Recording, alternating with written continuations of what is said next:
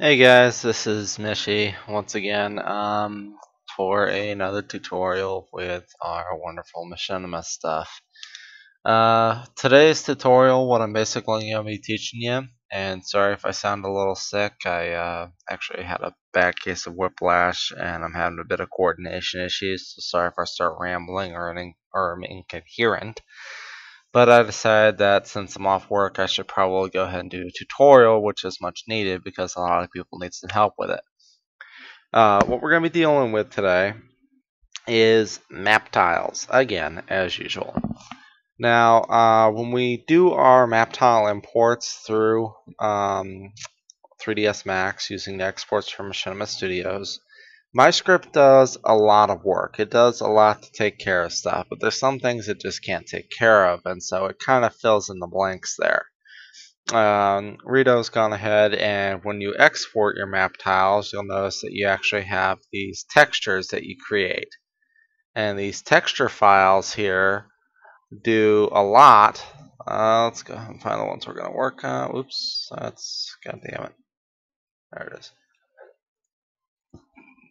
The texture files do a lot to show you what kind of stuff we're working on here. So, but they're not perfect.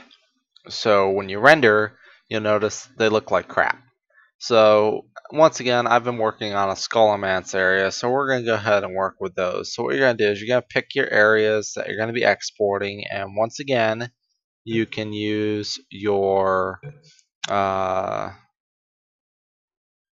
downloaded RAR file of where the texture files are. You've actually got a terrain minimap texture map here. So for instance, here's Azeroth, and this lets us go ahead and see what each of these textures are.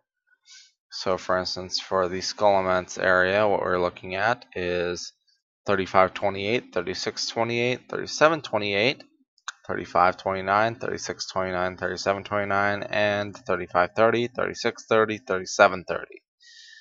So that gives us the map tiles of the area that we're after here. Okay, it's not too hard. It's not too bad. And that's gonna give us some basic info here. I might actually end up hitting these mountains up in the distance just to give myself more distance, so I don't use fog. But that's a story for another thing. So anyway, once you figure out what tiles you want, we're gonna go ahead and export them. So you just go ahead and select one that you want. Hit export. And in this particular case, when you're trying to build the composite textures, I would not recommend going through and bothering with the models and the WMOs. They're not important right now. They're not something you want to worry about. So we're going to go ahead and use the wavefront object map exporter. And the important things here are you're going to want to export the terrain ground textures and the alpha maps. The rest of them not so important. I've never actually seen the high quality vertex data make a difference, and it'll actually slow down your export and import, so I wouldn't bother with it. So go ahead and do your batch export with those settings for the tiles that you want. So in this case, the ones we're working on are 35, 28, 29, and 30, 36, 28, 29, and 30, and 37, 28, 29, 30. And you can actually hold control. This is a feature we recently got enabled. Is you just hold control to click them, and then you just hit space, and it checks each of them. And then you click export. And what I've done is I've actually created a subfolder here of the map tiles compositions, and then I just export it into there, and I've already exported it all. But because here's the thing is, if you do export the WMOs and you do export the models, it's gonna be hell trying to figure out which textures are which or which ones you need to do. Sorry about that. I have not had coffee. I haven't even had something to eat this morning, which is probably not good, all things considered. Had some coordination issues. But anyway, you're not interested in that. So once you go ahead and export it, you're going to go through and let it download and export.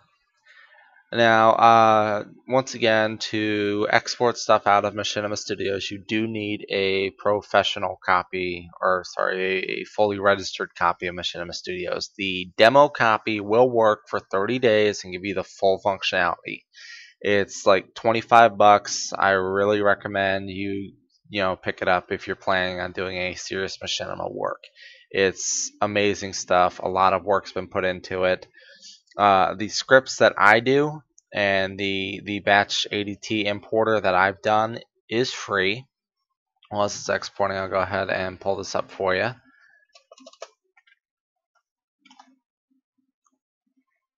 The site is machinimadev.com, and if you want to see any of the previous tutorials, you can go ahead and see them down here. He has gone through, and there's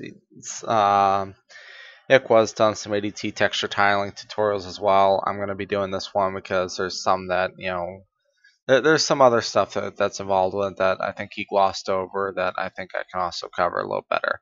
I recommend watching both tutorials. They give you a better understanding of any questions you had. The scripts I've got that you want to download are available under on the news page of Machinima Studios.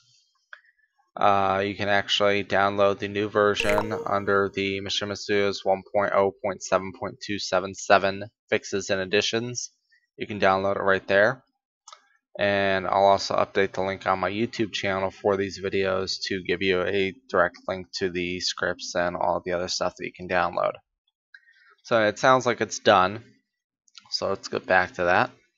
And yeah, the batch export's finished. So once your batch export's finished, you're pretty much done here. And what you want to do is you're going to need a few programs for this.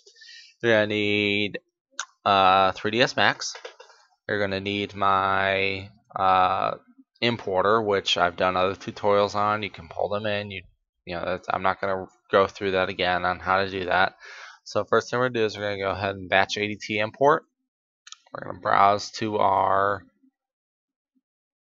Malexport, and we're going to find our map tile compositions folder, and let's just go ahead and bring them in. We're not going to bother with doodads or WMOs. We're not going to group them. Auto rename is fine, and we're going to hit merge. So a lot of you guys are probably wondering, Mishi, why does your script take so long? I've tried importing one tile and it's taken like an hour. Well, there's a lot that goes on the script. I could just dump the models directly in and make it wonderfully fast and smooth, and everything would be done in a couple of minutes. But the problem with that is when you start getting to your lighting. The way the smoothing groups work in 3ds Max, at least 2011, I don't know if it's changed it in any other version, is when it calculates the polygons, it changes the normals on it for how it reflects the lighting. Now there's various ways you can do that. You can go ahead and map your bump mapping, you can map your reflect mapping, you can map your refract mapping, and all this other fun stuff. But for me, for most of what I'm doing so far, I've seen that just using the smoothing groups of 3ds Max has given us a lot more flexibility and a lot more speed. And to get the smoothing groups to calculate correctly, what I'm doing is for each map tile that I import, I then convert it to a mesh, select all of the vertices, break them, and re-weld them. And when I do that, it gets rid of all those nasty black triangles that pop up on all of the things whenever you've got lighting, etc. And I'll show you what I mean about it no longer doing that in just a minute here. Sorry. In fact, it's gonna take a couple of quick seconds here to do that. So I'm gonna go ahead and just pause the record, and we'll resume at the moment it's done here. I'll just splice that together. So I'll see you guys in a minute.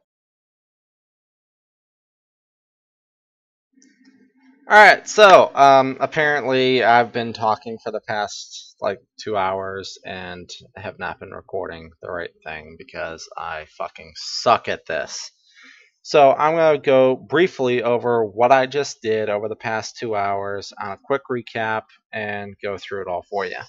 Once you've got your exports, you're going to navigate to your folder and you're going to pull up two things. You're going to pull up the JPEG and you're going to pull up the alpha maps that you want. You're going to pull these up in two different windows. You're going to put them side by side. And what you're going to do is you're going to use these two JPEGs, well, JPEG and a PNG, to figure out exactly what tile set and what map tiles you are going to use. Now, the way the game does it is it actually uses these tile sets and tiles them. That's why they're called tile sets. So what we're going to do is in 3ds Max, you'll notice I've already fucking done most of the damn work here. What you're going to create is this is the slate viewer. I know it looks confusing. Go watch Ickwa's things if you want to know how that works. What we're going to do is you're going to go on your material. You're going to pick your material from the window. So you're just going to hit pick and it'll pull this in. Now it won't have any of this other fun stuff here. So it'll just have like, you'll just see something like this, and it won't say map 10 composite. It'll say, diffuse boolean. When you double click diffuse color here, it will actually just double click your Azeroth standard, and what we're going to do is it's going to load. It'll be loading a lot faster than mine does, and under diffuse color you're going to right click and hit clear. And then when you do diffuse color, you're going to go ahead and click it, and you're going to click composite. And then it will create a new composite. So what you do with this new composite is you double click it and take a look at how many alpha layers you got here. It looks like we got 13 alpha layers. And then you're going to add them, and then you can add a couple more. So what you're going to do is you're going to go ahead and add, in this case, you can add like 15 alpha layers. So I've already done that, so I'm not going to do this again. But you just click create the alpha layers and go from there. And I'm going to show you the composite I already created here. And I'll show you how to go about doing that. So let's expand it. You can go away, controller, nobody likes you.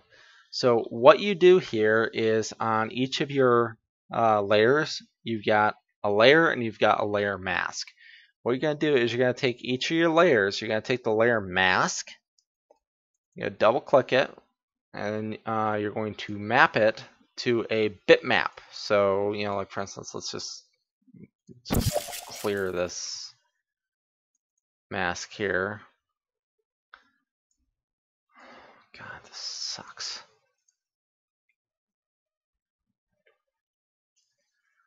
So we're going to clear this mask. You'll see something like this. It's going to be gray. When you double click it, you're going to select bitmap, and then you're going to pick your, in my case I'm going backwards, last alpha map, and then so on and so forth down the line. And you're going to do that part first. You're not going to worry about the other part just yet. Hold on, I got to reconnect these. That's stupid ass.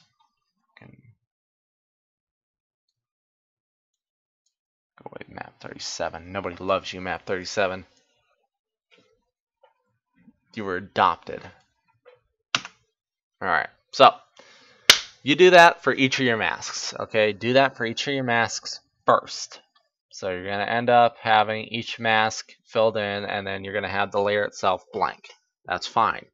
Once you do that, once all of your masks are filled in, except for a couple layers at the base, which is fine, you're going to go through, and each mask that you do, when you do the mask itself, click the mask. Make sure that you set mod channel output as alpha. You have to do that, okay? When you do that, it lets it function properly. So do that for each of your maps as you create them. Now you're going to create the actual layer map. This is going to be short and sweet because I already did it, and I'm pissed off that I wasn't recording the 2 hours I was talking, showing how to do it in detail. So if you can't follow, I'm sorry. Ikwa does the same tutorial and probably better than I did. So what you're going to do is you're going to go to each layer and you're going to go ahead and click the new layer. Well, first up, you're going to pull up your alpha map. So in this case, we're going to go to, let's just go down the line, alpha map 0. Let's pull up alpha map 0. This is alpha map 0, and this is the reference JPEG that also was exported. They're in the same folder as the file that you exported, wherever you sent them to. So let's go ahead and take a look here. Now, alpha maps, the way they work is the clear or white is where something is not drawn. The black is where something is drawn. So right here, what we're looking for is whatever this black thing is. When we zoom in over here, look at that. It's this little green and gray tile thing. Now, you'll learn to recognize this kind of stuff.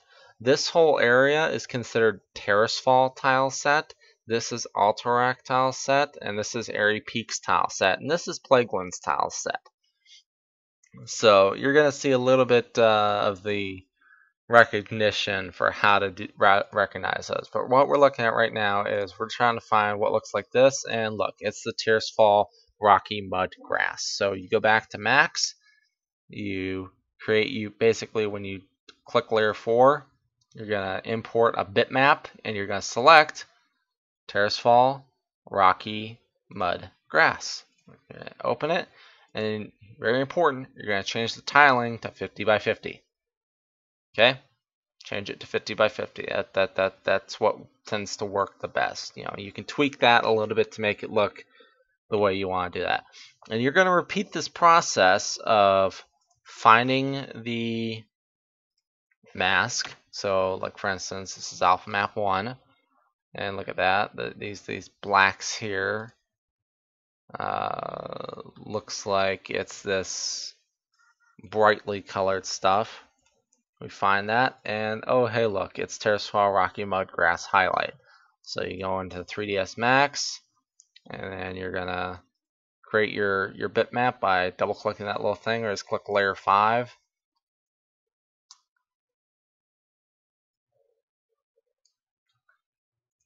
And then you're going to create a bitmap, map the bitmap to, in this case, terrace fall rocky mud grass highlight. You map that, set the tiling 50 by 50. You do this for every single one of these alpha maps. That is what you do. That is how you do it. So it's wash, rinse, repeat for every single one of those alpha maps. Now, even when you're done, you're going to notice something here. There's a lot of black splotches here that don't really belong. Now, reason for that is that the game does base tile sets for areas as you are zoning into them. So that base tile set is for each zone. In this case over here, what you're going to see over here is, like you see that black splotch right there? We pull up our reference map here. That black splotch right there, look at that. That's the terrace fall rocky mud base. So if we wanted to, what we could do is we could go into our slate editor here. I could just make layer 1 with no mask, terrace fall rocky mud base or mud grass. What that's going to do is that's going to cover the entire area with the terrace fall rocky mud grass, or terrace fall rocky mud base. Come on, don't freak out on me, you piece of shit. So that, now when you take a look at it, look at that. Oh, it looks so much better. At least up here it does. No more ugly little black splotches from hell. But when we did that, look at that. It did like the river base. It did everything like that. And that's not necessarily the best way to do that. So what you want to do is you want to go through and create a custom map for those areas that you need to do. And to do that, you basically have to create your own custom alpha map, because we know by looking at this right here that pretty much this whole area right up to this line here and right up to about right here needs to be that terrace fall rocky mud base. And then we know this line over here, basically from right here over, needs to be this little muddy texture. And then we know down here that the base, you see how in between those little flecks there you got this mud. So we've got 4 base textures here. We got one up here for this, we got this, we got this, and we got this. So what we need to do is we need to create alpha maps cutting this area out so that this little square that you can see on, you can see the distinct line. It's right there. It's a distinct line of where they meet, and create your map that way. And that's pretty much what we're going to cover in the next tutorial. So I will cover that later. And yeah, I'll fill you guys in on that in a bit. I'm pissed that the last 2 hours were a waste of time.